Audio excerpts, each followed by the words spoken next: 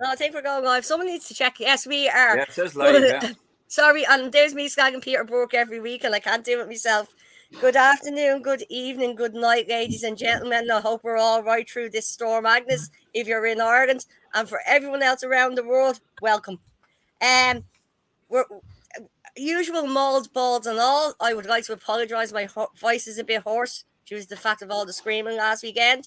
Sorry, where were you? You didn't mention I was in Paris. Did I not tell you that? No, you never mentioned that. I like keeping secrets, don't I? And I won't be there in 2 weeks' time either. Keep that secret as well. With me tonight, I don't know which direction I'm pointing, but I've Matt Boland, Richard Holland, and Mike Reedy. Welcome, men. How are we all today? We're all good, darling. We're all good, thank you. Can one of you check who the I know women are meant to multitask, but I can't multitask, do this and keep an eye on the Facebook users as well. I'll have a watch of that there, I have it open here. I have a watch as well, yeah. Right, we're going to start with last week's matches. Well, a combination of last Wednesday's match and this Wednesday's match, because both of them contained Uruguay. So last week was Italy and Uruguay, and tonight was Uruguay versus Namibia. Anyone see either of them two matches? I saw the game this evening. Okay. I saw the one last week. I saw the Italy game, and I saw part of the one tonight. I only came in towards the end, the middle of the second half, or something like that. Okay, Mike, you seen the one last week, so we'll go to you first. Italy. I actually was, to be honest with you, I was a bit disappointed with Italy for a start. They got the job done in the end, but they huffed and puffed a bit. Now, in fairness, Uruguay are a decent team, by the way. They play a really nice rugby.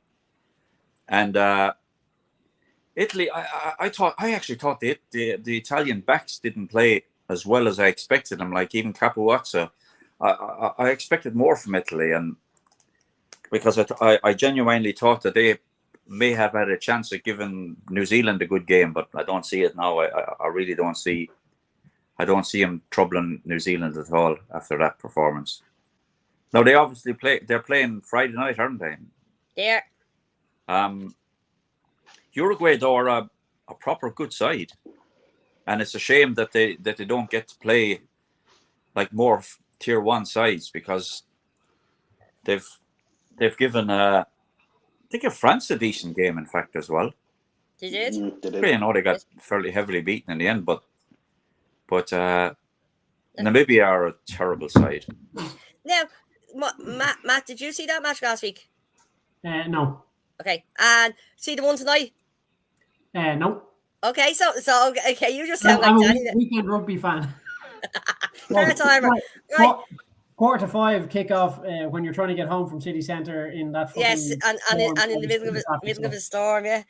Richard, I know you said you've seen some of the, like, we're going to combine Italy, Uruguay, and that Namibia match into kind of one, because there's a couple of questions I have for you. No, I didn't see the Italian game, but Namibia, about 10 minutes into the second half, pressed the self-destruct button. It's the only way I can describe it. It was just, there was two yellow cards that were put on report, put into this bunker thing. One of them, I don't know how he got away with it. He came back on. That was a straight red. The one after was 10 times worse, nearly. That was held up as a red card, but Namibia were in the game up until that point, and then obviously 13 men against 15. There was always going to be a little bit of a kickback off Uruguay. But as Mike said, Uruguay are a great team. I was even looking before the game, Uruguay were given a 17-point handicap to win the match. So even the bookies had Uruguay winning that one. And Namibia are an awful team. That's 26 World Cup games now they haven't won one. Yeah. It's definitely something that needs to be addressed by World Rugby. Which brings me to a question: would the likes of Namibia and Uruguay get better if they were given more chance to play? What should World Rugby do to give them more chance to play against tier 1 nations, or should they have?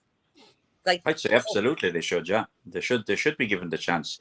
I mean, there's quite a few teams like Samoa, Tonga, and they all deserve to be given. It's the only way that the sport is going to grow and progress, because realistically, around the world, the game is struggling a little bit financially amongst the other. And why not give the likes of these teams, and even Spain and Portugal, why not give them a chance to play, or make a tournament for those teams to get to start with? Make a tournament like along the basis of the Six Nations or the Rugby Championship, for those teams that they play. I don't know. Do they have their own tournament? In Europe, they do. The likes of Georgia and Spain, they do play in a second tier trophy. But it's not given the exposure it should be given if World Rugby are serious about growing the game in them countries. Georgia, I know they're struggling for money. Tonga, I think they're that low down at the moment in terms of funds that their manager is actually covering as their press officer as well. So that's that's not the way to do it if World Rugby are serious about it.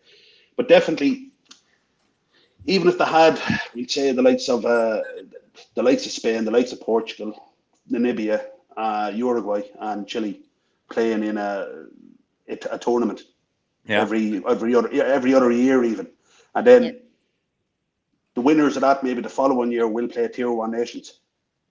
Yeah. But considering, I know it's 4 years. It's actually the last World Cup that Uruguay played a Tier 1 nation, and I think it's a World Cup. Yeah. I mean, what chance have they got of progressing? They have no chance of progressing if they're not going to play better against better teams. And they've given a fairly good account of themselves against better teams, I think. Anyway, apart from Romania and Namibia, I think the rest of them have really given a decent enough account of themselves. Okay, Chile got trounced by England in the end, but right after that match was what can only be described as a slaughter. We stayed under 100, surprisingly. France, Namibia. Talking point of this has to be DuPont. Yeah. What do we think, Matt? Well, look, I mean, unfortunately for your man Dreisel or whatever his name is, he went in high. There was head contact, so it was a red card all day long. What's annoying me is the referees are just referring everything to the bunker. Yeah. I get it, but have the fucking balls and just go, that's definitely the red card, and just give the fucking red card. Instead of having the fella on the sideline sweating for fucking 6 or 8 minutes going, am I not? Am I going back on? Am I not? It's pointless for me. If you had something borderline, now you can understand why you do it. Oh, absolutely, yeah. If the referee says, look, by what I'm seeing, I know it's a yellow card, but there could be something there. I can't determine it now. Take a closer look. But he should be able to go head-on-head contact. He was upright in the tackle. He came in at force, red card, end of story, and just fucking make the decision. Do we think they're shirking their responsibilities now to the TMO? 100%. I absolutely do as well. Yeah. And see both of those incidents tonight in the Namibia Uruguay game. I have to say I thought both of those were clear red cards. Yeah. And I thought the referee should have given both of them. I actually thought 3 of them were red cards because Uruguay got a red card at the end. He knocked himself out.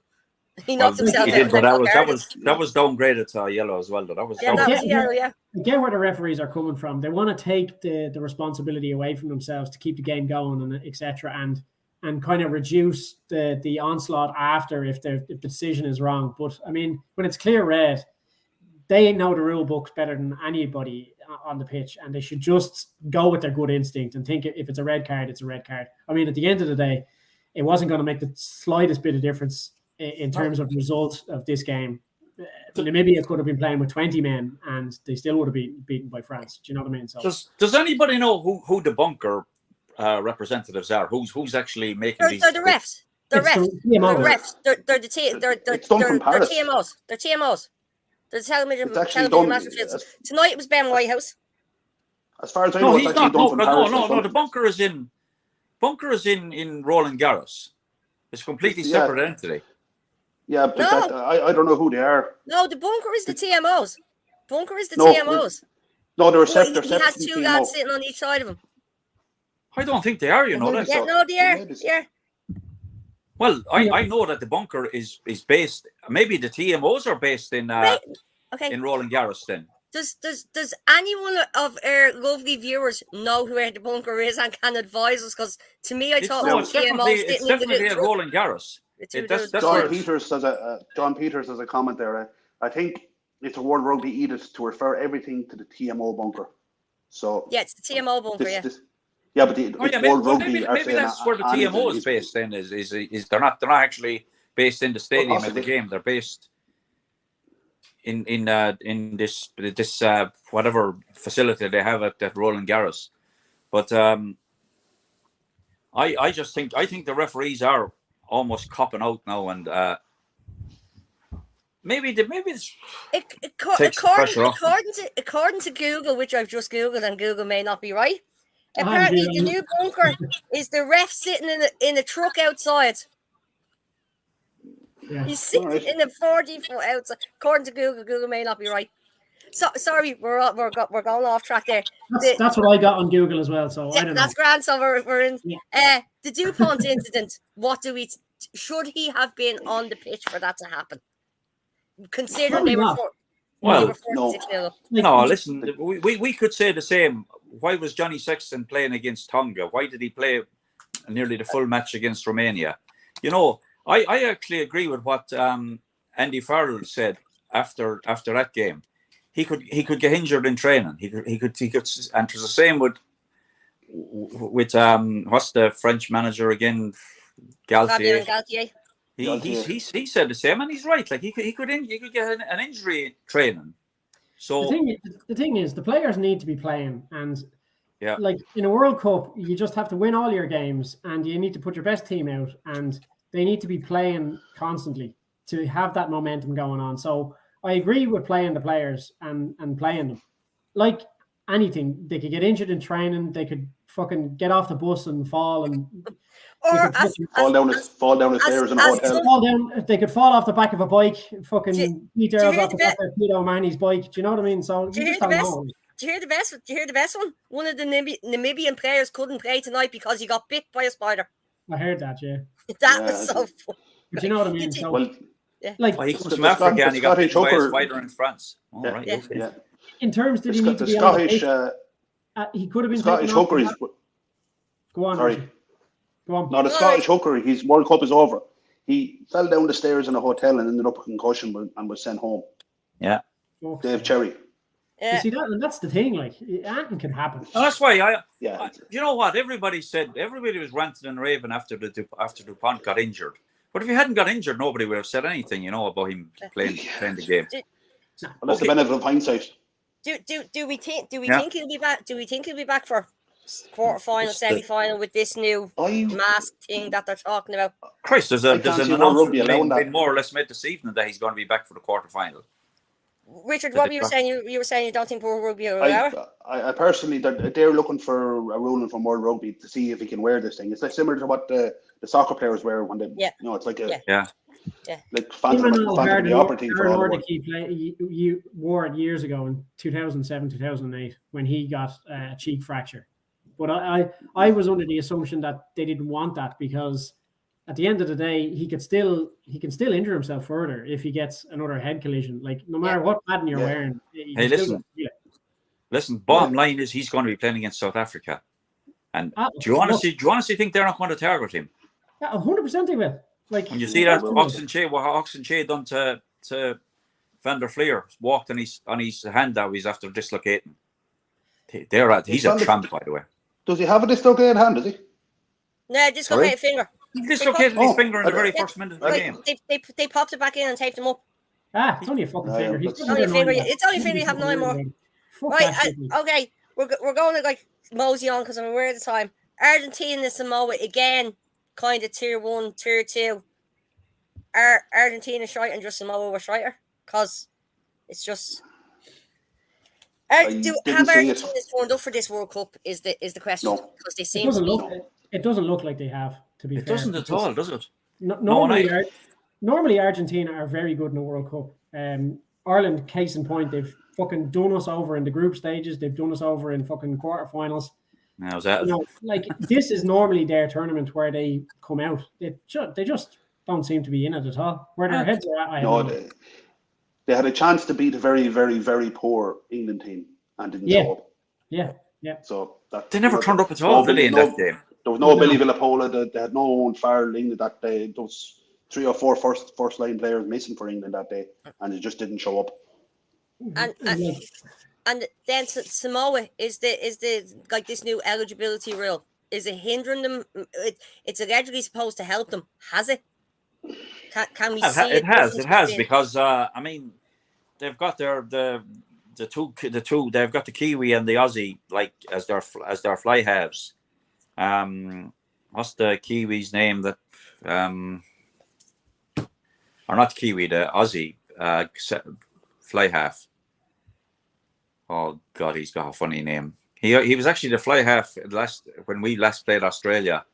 The Lions played Australia. He got injured in the first test. What's his name? I can't think of his name. I know the fella you're talking about now, and I can't bring it with me. But he's played okay. He's kicked goals but they huffed and puffed. Christian Lealefanu. Leo Lealefanu. Yeah, he played up in Ulster as well. And they have that Sapawaga or what Sapawaga. But he seems to have disappeared. I can't believe that either. He's injured. He's injured. He's injured. Yeah. Is he injured?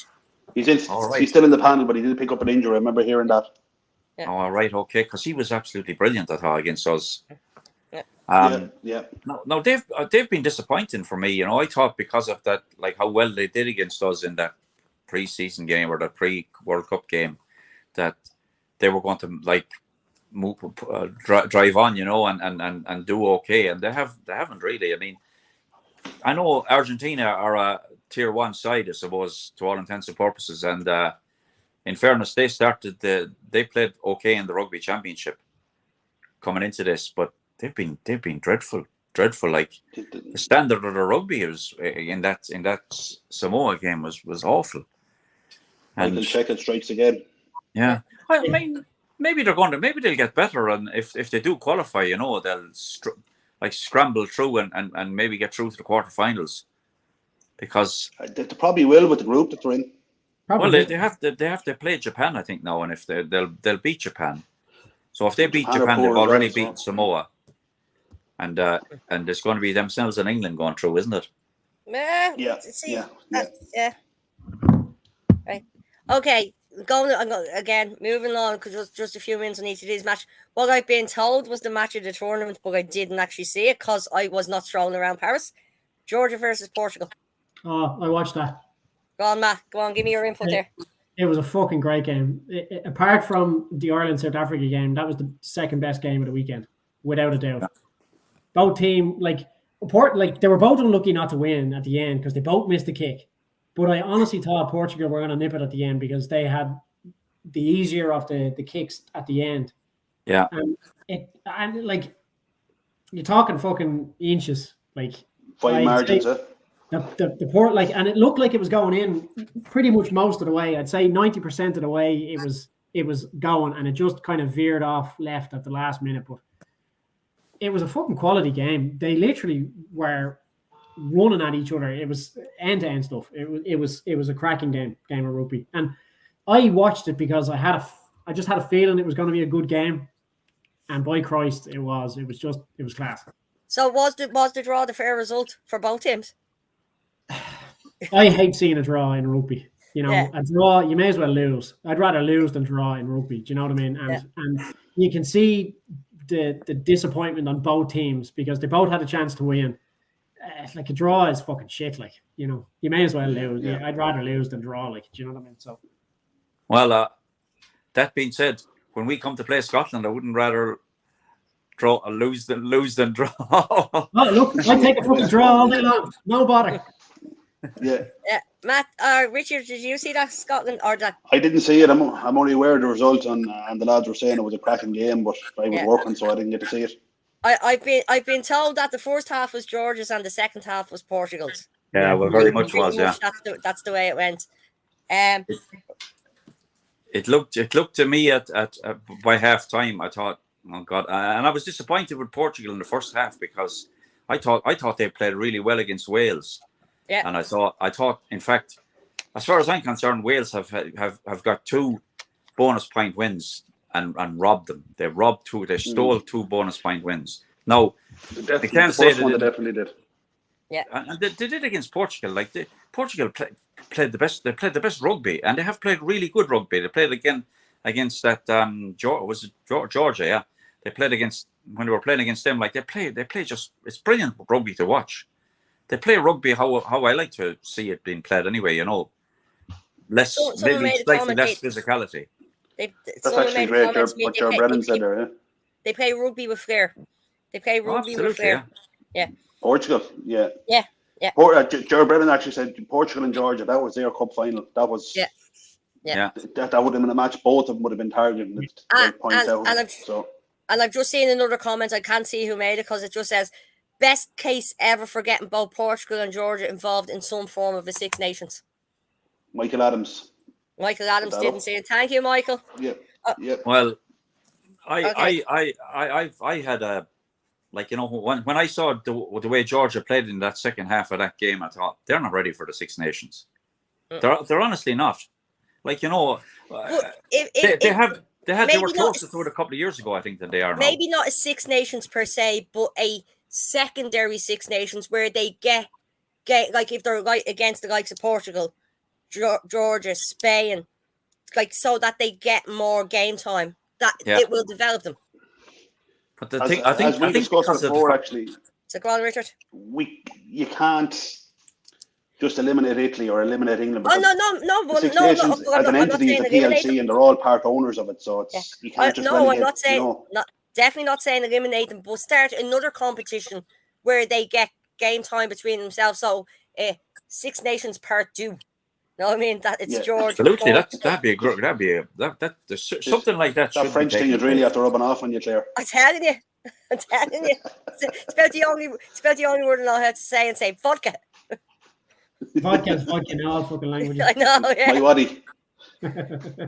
My waddy. Actually, speaking of vodka, I want to say a big shout out to Belushi's in Paris. Lovely fella called Barry O'Neill, all the way from Cork. Lovely bartender. Thanks for looking out for us. And the free juice and the tato. I'll bring more tato when I come next week. That's a whole story. I'll tell you about that later on. I'm going to move on to Scotland versus Tonga. 45-17, right? I have a couple of comments. I did actually watch the highlights of this with the son. Tonga's ill-discipline. And again, residency rule for Tonga is bringing it back.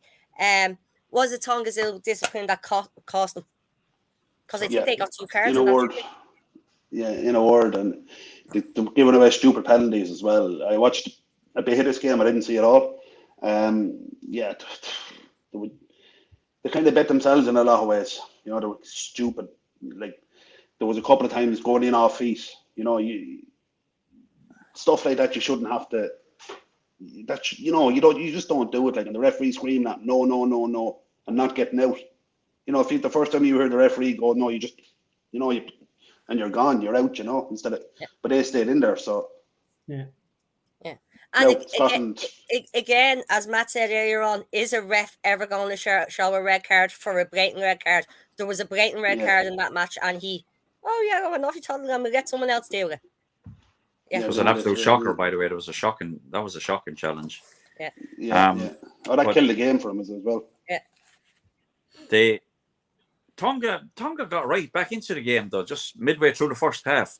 Like they came back level, or I think they might have even went ahead, and because they scored 2 tries, and Scotland huffed and puffed a bit, and then they put on a score towards the end of the game, but they weren't as convincing as they'd like to have been. I don't think. No, given I agree with that. They They got the job done, I suppose, and they got their bonus point, and but the points difference could come into play, and I'm not sure they have enough, because they were already playing catch up, having been beaten convincingly by South Africa, so they're already playing catch up on the points tally anyway. I mean, Anthony Lennon actually put. Sorry, Mike. Ireland have a plus 122 points advantage at the moment after 3 games. and Scotland have plus something. I don't know, not much anyway. Sorry, what were you saying there, Richard? Who made a comment? Antonina made a comment. Tonga have been very poor, so disappointing in this World Cup. Was expecting far more from them, which I suppose they were coming in and people. But as I said to you, they have no money. Their head coach is acting as their PRO effectively as well, which he's double jobbing. What's he meant to do? Yeah. And I don't think they had enough time to gel together as a squad before the World Cup. They were drafted in left, right, and centre. And they were the again, last team to come together, I think. And again, does that make again a thing for World Rugby that you give the likes of Samoa, Tonga, Fiji, the Pacific nations time for them to play together as well, and absolutely Six Nations book a second go. Absolutely, they're talking about building rugby for a worldwide audience, and it seems to be at the moment you can see the difference between the tier 1 nations and the tier 2 nations in the likes of money and the way they're reffed. That's only my personal opinion. I can't say it's proven, but that's from me looking at it. I know people have watched Oceans Apart, which was many, many years ago, and it still seems to be the same. Yeah. There's a tournament that the likes of Chile and Uruguay go into against Samoa, Fiji, and Tonga. Yeah. And Japan. You can actually put Japan into that as well. That they be playing regular test match. I think we should run the World Rugby. I tell you, we'd have it sorted, wouldn't we? Yeah. We'll ring up Bill Beaumont in the morning and see what he says. Yeah, cool. Yeah, ring him. What's happening now? Get it wrong. We'll send him a LinkedIn request. I'm going to go to the final game of the season before I come back, or final game of the weekend before I come back to airs. Wales and Australia. Now I know I didn't see this because I was on a plane coming back from not France because I wasn't there. You never said. Yeah. But I seen this when I landed. This guy, my phone started hopping with the sun, giving me messages. Matt Bogan, I'll go to you first. I mean, I'm fucking delighted. Eddie Jones is a prick, without a doubt. He's an absolute fucking prick. And get off the fence, on Matt. What he said before the game, he was in an interview and he said, "I have no doubt we're going to win on fucking Sunday, mate." And that's literally all he said in the interview. And to see, they weren't even in the game. They didn't do anything. They were a shambles. You could see by as soon as Wales kind of went 10 points ahead, that was it. They just fucking dropped their heads and that was fucking game over. And just Wales just kept putting the boot in. It's great to see it. And the camera pointed to Eddie Jones every now and again, and you could just see his face. And I was just like, At one stage he was this, wasn't it? Yeah, constantly. Was he not smashing headphones at that stage? He wasn't actually, no. Damn. He's an arsehole. He's the only coach in World Rugby that I just cannot fucking stand because he's a mouthy little prick. And sorry, don't sit on the fence there, Matt. He wouldn't bait snow off a fucking rope. He's a little cunt. There we go, Peter Burke. That's your best Peter Burke impression. Yeah, who needs Peter when we have Matt? Richard, I'll go to you on that one. Jesus, Australia were absolutely bereft. They had no ideas. They were rudderless, leaderless, and coachless. They were absolutely awful. They made a bad Welsh team look good. That's what I'd say on that game. And we all know that Welsh game is bad, and actually made them look like a good team. They're absolutely cat. They're just Australian rugby need to. It's a complete rebuild at this stage from the grassroots up. Sorry, that's what they're looking at. I've just seen a comment there. Peter would be so proud of Matt. Come on, Matt. I don't know who that's from. As I said, I can't see with being. Megan, that was Megan's comment, and then Michael O'Sullivan, my man, Matt. Yeah, sure. Look. Somebody else going in. There he is, Mr. Martin. How are you? Good evening, all. We're discussing your two favourite teams, Wales and Australia. Any comments on the game? Wales and Australia. Well, Australia were that bad you could smell them, and Wales just basically had to effectively turn up and just be half decent. Or even a quarter decent?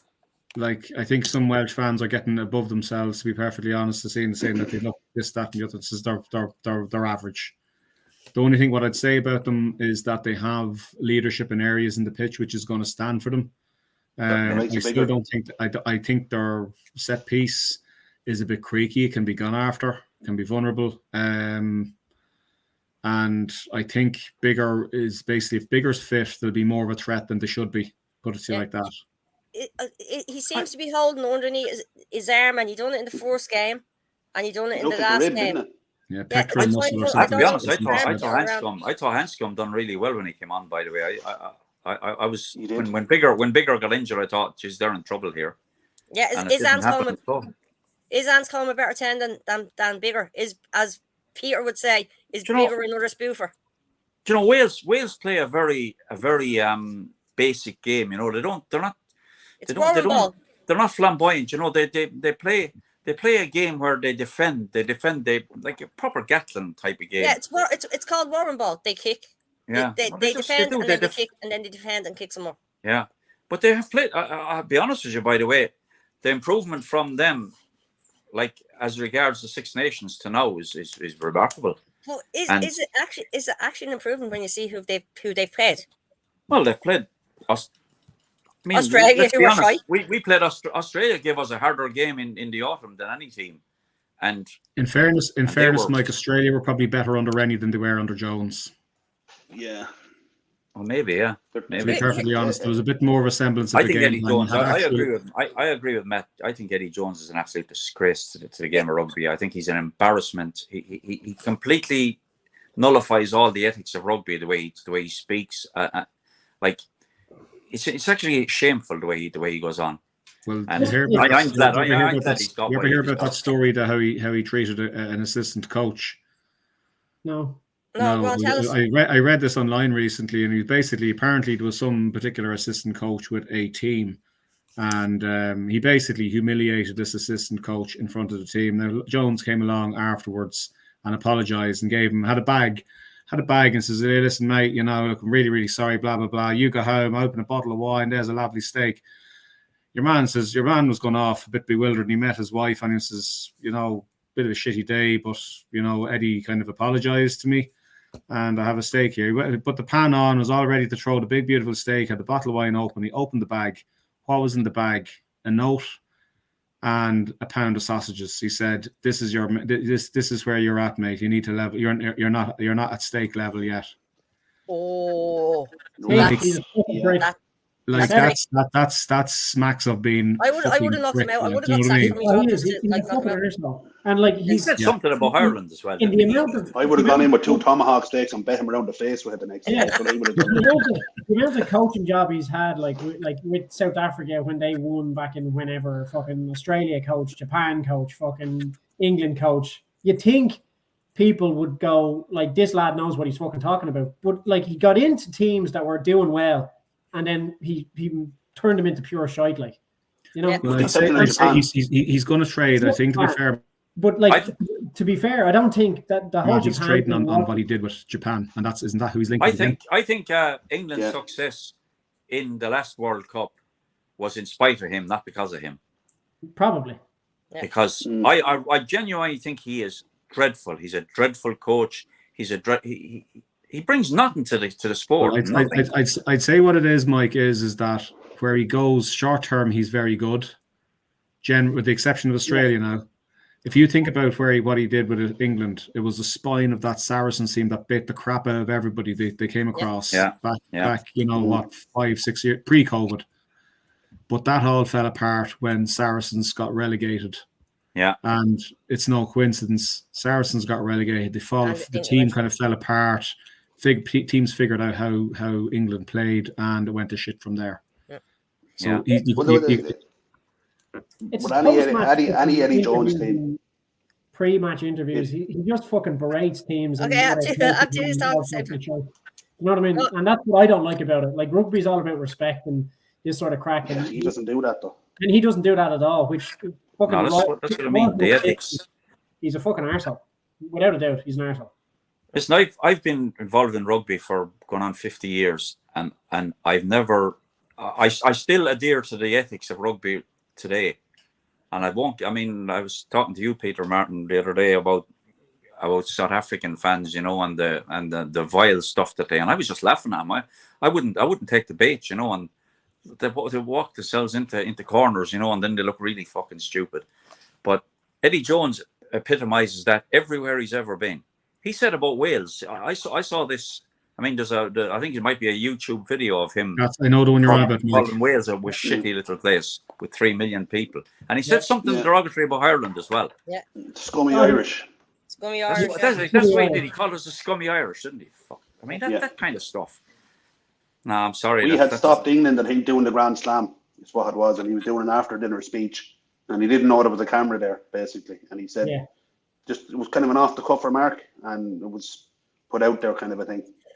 So, do we think that the players won't the Australian rugby is shy because of their coach, or is it shy because it's a top thing down, like the fish rots from the head? It goes a lot deeper than that, I'm afraid. Unfortunately for them, it's a lot deeper than that. Hold on, Mike. There, Peter was talking. Okay. I'd say it's from the bottom up. Like Campo was on with yourselves there a few weeks ago. Like it's in a real bind, and I think you know, those who are basically trying to safeguard our own Irish rugby should keep watch carefully and learn from someone else's mistakes, which is the best thing, and watch out for what pitfalls Australia is falling into, because we've got everything right pretty much at the moment. Everything is just humming along beautifully. But we do have the same competition for games, for sport, as Australia do. Not to perhaps the same extent, but it's there. Like, you know, you've Gaelic, you've soccer, you know, and they have rugby league, they've cricket, you know, they've athletics, they've Aussie rules. So there's a learning there, but definitely, you know, when you think about 20 years ago, the team that turned up, that contested the World Cup final with England, and the players are on it. Not single one of the players who are in the current squad would be fit to clean the boots of the 2003 team. You're right. 2003 team were phenomenal, and don't forget they were defending from 99. So, you know, around that period, that was a very solid, strong age for Australian rugby, but they've fallen off a cliff since then because they haven't done the right things at grassroots level. I've just seen his comment here again. I don't know who it's from. He generates conversation and controversy. I think he isn't necessarily bad for rugby. He says stupid things that draws attention to the game. Australian rugby is not shit, though. They have just had a really bad run of things like Ireland in 2007. They will bounce back. No, they will. I agree. Like, will they bounce back? Do they need a total gutting of? Take the CEOs, the chairmans. I don't know. They did that already, I thought.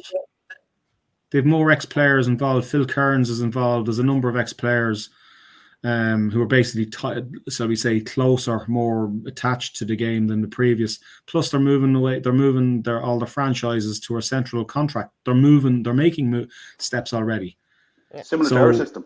You know, they're getting closer to our system. Because I didn't realize that they didn't have the franchises were all rowing their own boats, but that's what they're moving towards, is central contracting, like ourselves, like New Zealand. So look, you know, Jones has been banging on saying, you know, it's 2027, and you know what it is. He'll be gone possibly in the morning or whatever, but he'll be right. It's 4 years' time. They'll have some talent, because there's a number of talented players there. But it's still a work in progress. I was in Australia 10 years ago, 11 years ago. And even then, rugby union had fallen, so you had Aussie rules. That's number one, and always will be over there. That's just the way it is. Rugby league, soccer, cricket, and then union. That's how far they had fallen. You know, there was a thing where soccer would have been the poor relative, for want of a better word. Yeah. And soccer is actually more popular in Australia at the moment, or granted 11 years ago, than rugby union was. Our esteemed Mr. Brooke has made a comment. He's the only name I can see, probably because I'm on his profile thing here streaming this. Campese has been screaming for grassroots level reform for years. Well, he has been. Yeah, right. Yeah, he has been. Yeah, he made that. I mean, he said he emphasized that when he was on the show. Okay. That he was involved. He was involved coaching kids rugby or something like that, and he said that it needed to happen. It needed to happen at grassroots. Sure, we'll see. They could be the first time Australia haven't get sent home. I'm aware of the time now, so I'm going to go to the game that everyone that we're here to talk about. Ireland, South Africa. And by the way, I was in Stade de France in case you didn't know. No, you never said that, Jesus. Never said. There's me stick of rock, Claire. Yeah. It was I too think she's dear. kidding I us was on, by the spending way. it all on the my waddies. Still drinking my waddy. Yeah, but this actually is my waddy. He's trying to rehydrate. That's the real my waddy. Yeah. Okay, I'll go to Matt Bowen. I'll go to you first. And sorry, I'm just laughing at Peter's comment. Where are you at that, Claire? Of course I was. Of course I wasn't, Peter. I didn't tell anyone I was going. It was a surprise. Sorry, Matt. I'll go back to you. Sorry, Vesa. Yeah, well, look, I mean, what a performance. I mean, they literally played for 80 minutes and they threw the kitchen sink at South Africa, and they really they weren't going to lose that game. They obviously, you could see, I don't know, was it one of the scrums during the game? I can't remember if it was in the first half or the second half, and they just gathered in a huddle, and they all just were taking deep breaths to just try and calm things down. That was the second half. Never seen an Irish team do that before. Do you know what I mean? That was actually inspired by Ian Henderson. He got them all in a group. By the way, it was incredible. But that's what I mean.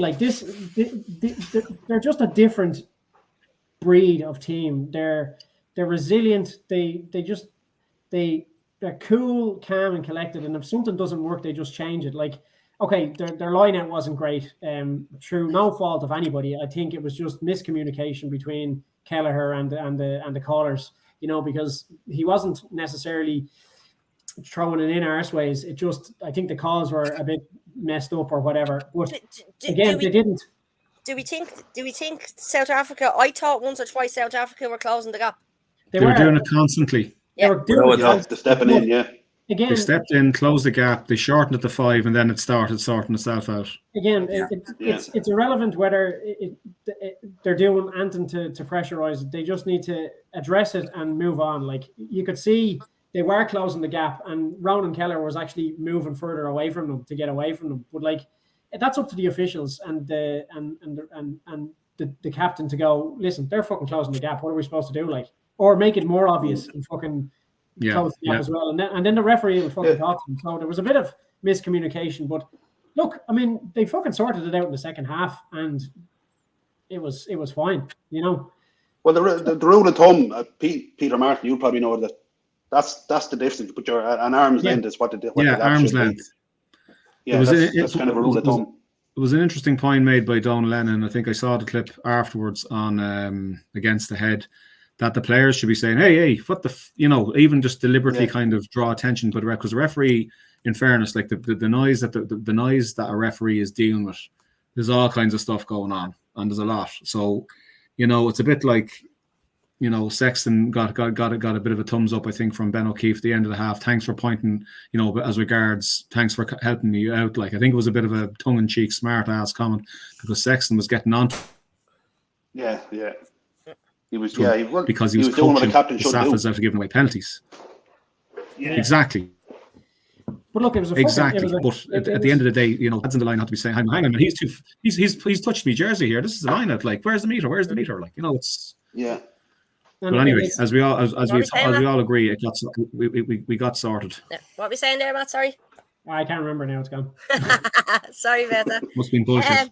It definitely wasn't fucking bullshit, Pete. You just wouldn't shut up. That's all. And I'm going to ask this question on our esteemed, Mr. Burke is not here.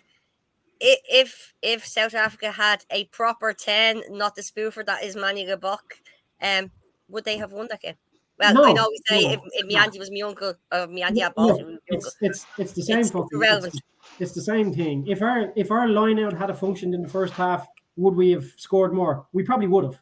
Do you know what I mean? So there's also subjective things see, for instance, the Faf de Klerk penalty that hit the pattern on the post and came back into play.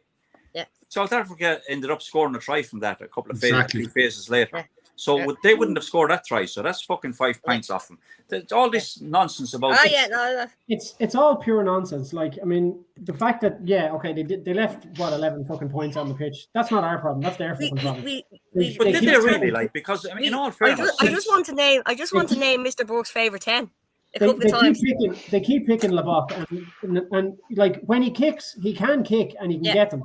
But when he's off or he's under stress or he's under pressure in a game as intense as Ireland, South Africa, he just can't cope with it. And it's that simple. And even Faf de Klerk, when he kicks normally, he's actually quite good. And as a long range kicker, he's normally fucking fairly accurate. And he was off the ball as well. So, you know, I was watching a clip. I saw a clip there this evening, and I thought it was actually a very good point.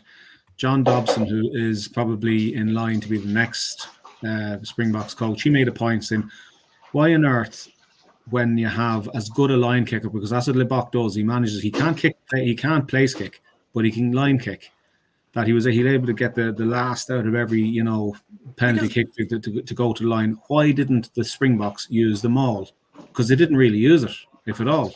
And now this is fueling the whole idea, they're holding it back for the next time. And it's like, lads, seriously. That was the match to win the pool, effectively. So you play the game in front of you. You don't think 3 games ahead or 4 games ahead. You play the game in front of you. This is it. You see, Razzie may not have the chance to use his disco lights further down the road. Like, you know, Razzie's trying to reinvent the wheel. Them fucking things are just the worst things ever. Do you know that? But is that not micromanagement from him? Does he not trust his captain or his team on the field? Totally. Absolutely. It's either that or he's no trust of his fucking players on the pitch. Or he's a narcissist that has to be all about him. Claire, there was a clip played and it showed I think it was the Endy. I think it was the ball had gone through the centres. One of the few times the ball had gone through the backs with the South Africans.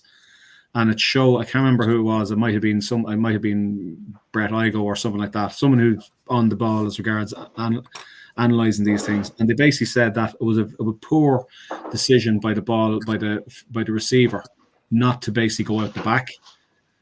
Basically meant that there was a try scoring opportunity handed up by the box.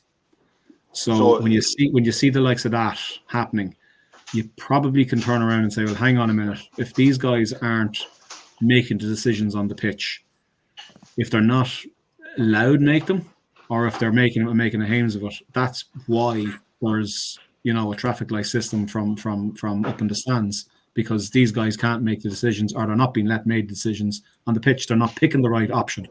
Or are they afraid to make the decision because they'll get Razzie in the rear? Well, this is it. We don't know. And do you know what it is? I don't think it's worthwhile spending a whole pile of time talking about it. No, it's not. You know, there's no point. It really isn't, in my view. You can never second guess what he's going to do anyway. No. And we're wasting time trying to. Yeah, we have to give a shout out to our con man, Mr. Grennan, who picked it, who did actually, we did see it in the group chat. Bundy, man of the match for the 3rd week in a row. Brilliant. Best 12 in world cup. He's phenomenal. He's actually playing out of his skin at the moment. He's in line for player of the tournament, isn't he? At the moment he is anyway, Yeah. Fucking legend. But we're all gone very quiet. Okay. I actually looked at the game now, and what I looked at hadn't worked, and the lads were under orders not to come near me for 80 minutes. I didn't start throwing at them. But they actually, as I said in last week, Ireland play for 80 minutes. Yeah. South Africa play for a 20-minute block in the first half and a 20-minute block in the second half, and look to blow you away in those two spaces of time. Ireland were well coached for that, and they just didn't let the South Africans play. Every ball that was there was contested. Every scrum was contested. Granted, our line-out was very hit and miss. I think there was one early penalty earlier on in the scrum, but after that, Ireland owned the scrum as well. The South Africans they were blowing. At half time, you could see them, they were actually blowing, they were knackered. Yeah. Because the Irish are so fit that the South Africans didn't have an answer to that. Yeah. Yeah, and that's definitely been raised by, you know, as a, I suppose, as a warning, I suppose, to any future opposition, is that we definitely put our hands up to be probably the best conditioned team in the tournament. Like you saw what James Lowe doing the dirty dancing on That's a bit. even Esbeth. Yeah. Like that's bad. wow Some memes stuff. on it Like, do already, you know what I mean? It's like, holy Fucking shit, you delight. don't see a winger doing that. Like, No. Yeah. He actually George literally George lifted him clean off the George ground. a few years ago. and then guess what happened? Esbeth, he was taken off afterwards. Yeah. And he looked like that's- a old child going off the pitch. Pure embarrassment. No, that's something, by the way. They almost changed their entire pack, and we still fronted them up physically with our aging and tired, which should have been a tired team. Massive there, Mike. And at the end, we were Massive. See the Maul defense at the very last play. That was absolutely phenomenal from Ireland. Like, you know, people are saying that Tyke Byrne was fucking came up the side, but it was absolute nonsense. And we physically, like, I thought they were pushing us over. By the way, it looked as if they were getting us over, and we just fucking 2 or 3 more players got to the back of it, by the way, and pushed them sideways, and the Maul keeled over, and there was no penalty for him. It was magnificent. We were like, physically, we were just on a different level. Like Our defense was absolutely immense. Yeah. Unbelievable. Like, everybody talks about the South African defense all the time. You know, that you can't get past them. They couldn't get past us. Yeah. We gave them a try. Like, you know, to be fair, they were knocking on the door, but but we battered them, and Sexton was unlucky not to score at the post. And then next phase, ball back out to James Lowe, over to Hansen in it. And what did Hansen do? Ran around 20, 30 yards to make the kick easier. That's quality. That's absolute In fact. fairness, when a player does that Mac Hansen try was, and I'm talking hairs away from him overrunning it. And he was in control of that, to be fair. I know he was, but you're he was hairs away. I know I've seen TikTok video, and again, it's Safa supporters kind of slowing it down, saying, "Oh, when he touched the ball down, the hair off his elbow was in touch, etc." Behave yourself, Steph. They're fucking straws, they are fucking shite bags. Jesus, man, they give me worms to the fuckers, dude. I swear that. They'll come up with any fucking excuse in the fucking under the sun to excuse their loss, and that's just the way they are. See that post I had with their excuse book? Fucking think about that. Bigger. That excuse book is never ending. The only way it'll shut them up is if we, please God, we win it. I'll be on international rugby forever. And you won't be the only one that'll be line behind you. We'll all get kicked off. We'll all go on. We'll all share each other. It'll be a concentrated effort from the IRB group. Yeah, to unleash the biggest bucket of shit on that site ever. Bombard it. Yes, absolutely. I can't bring myself to do that, by the way, and that's why I wouldn't post. See that manual thing. I wouldn't post that on a South African site because I would. I wouldn't because I don't like being disrespectful to their fucking, like, you know. It's me lowering myself to their level, you know, and I'm not going to do that. Fuck them. I won't give them the fucking pleasure. You do it right, James. You get Mike. You get the right bloody. You get the right. You do it right. You get the right response. That's the way it is. I just had that guy that he started getting insulting, like with his tried to be insulting about Irish. It's but you see, Mike, it's not banter. They don't do banter. They don't really get the banter. You know, like the gentle ribbons. He started slaughtering. Even the singing thing, I don't think they understood that either. We want to be an independent nation, but we need an Englishman to fucking teach us how to play rugby. I mean, this is, he went down this line. I just fucking wrote. I wrote under boring, and they're known for it. He tried to. They just dug himself in. He dug himself in, and I said, incidentally, you're not intelligent enough to offend me, and. He switched off. Then I thought, yeah, fucking asshole. I seen a Safa supporter throw a pint over an Irish supporter sitting in front of him right now, and I had to laugh. I was expecting the Irish supporter jumped up to the Safa and was like, "What the fuck are you doing that for? You don't spill beer." And the Safa just didn't know what. Like, even I was like, "Oh my god!" But it totally. He wasn't expecting that. He was expecting a haymaker. Probably. Was like, "You just don't spill beer."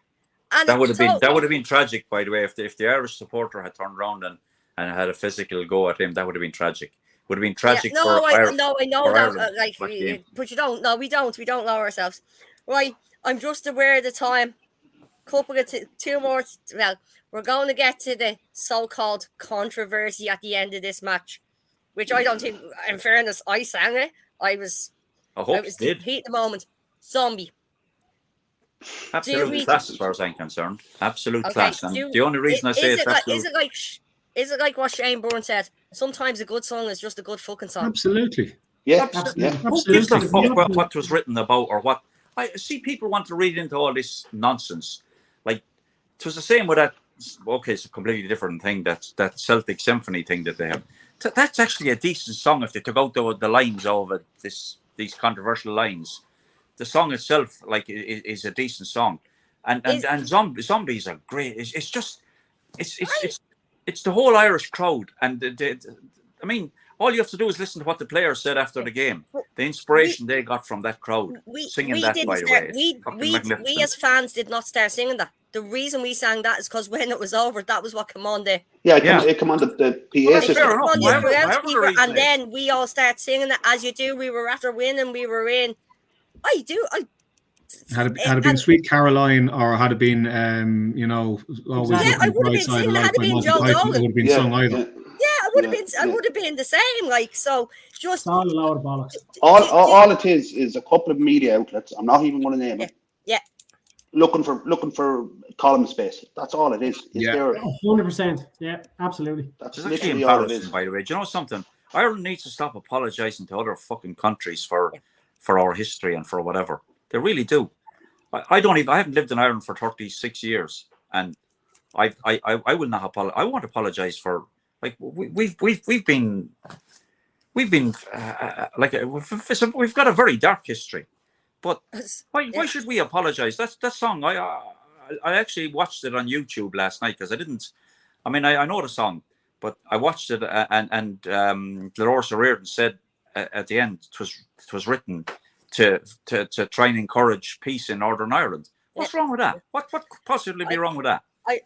Sorry, I'm just looking at some of the comments. There's two there that are very funny. One of them, zombie tune. That's Danny. Yeah. And then the next one is, do the people who are offended not know that they can mute the LTV? I can tell you what, by the way, offended. Everybody wants to be offended. Yeah, but that's it. Yeah. Right, okay. I'm going to we're coming up to the hour. Two things for this week: Fiji and Georgia. Just who do we think? Fiji. Fiji are my second team. Like, here too. Fiji without a doubt. And then the next question is: could Italy do the unthinkable? No.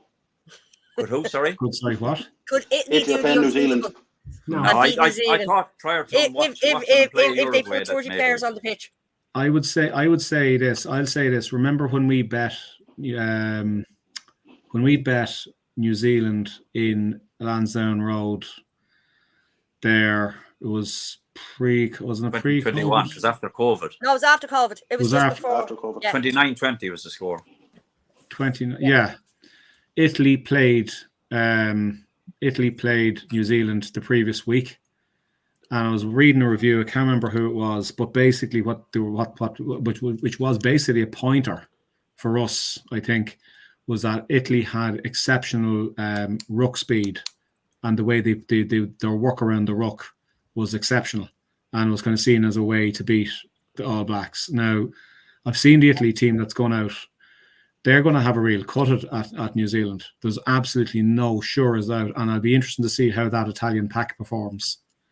Will Italy win? I don't think so. Will they run New Zealand close? I would expect if there's 15 points at the end in the gap between it, 15 point winning margin, I'd say Italy will have given New Zealand a good run.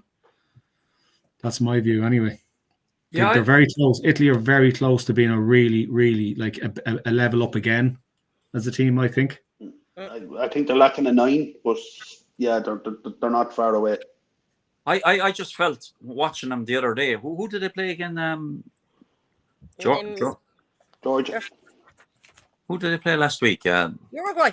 Uruguay. Uruguay. And I was disappointed with Italy, by the way. I thought, Christ, they'll run over them. But to be fair, Uruguay have turned out to be a really good side. Bloody team. So you'd imagine New Zealand need to show up, by the way. They really need to, because they could go. They could literally go out the World Cup, by the way. Yeah. If they, I mean, say a refereeing decision goes against, or a couple of them go against New Zealand as a player sent off or something like that, that's going to level things up substantially. And Italy they have backs capable. I mean, Tommaso Allen is a decent player, and that Capuazzo, they have very, very, very good players capable of scoring tries. Now it depends on how it goes. You know, Nacho Brex holds it all together. He's massively important to them. Yeah. I'd love to see him, by the way, push New Zealand. Anything's possible. It's just whatever happens on the day, but I can't see it. At the end of the day, it's 15 men against 15 men on the pitch, and anything is possible. And New Zealand have another game after that, haven't they? They still have to play Uruguay. Mm-hmm. Yeah. So like they still have a bit of work to do still. Right, 100%. lads, I'm just aware of the time there. We've just gone over. I'd like to thank you all for appearing. Richard, hope them trees don't fall into the house around tonight. Hope everyone's good. Thank you for joining me, and I'll see you all next week. Thank you very much, Claire. You've been fabulous. Thanks, Claire. Thanks. Bye.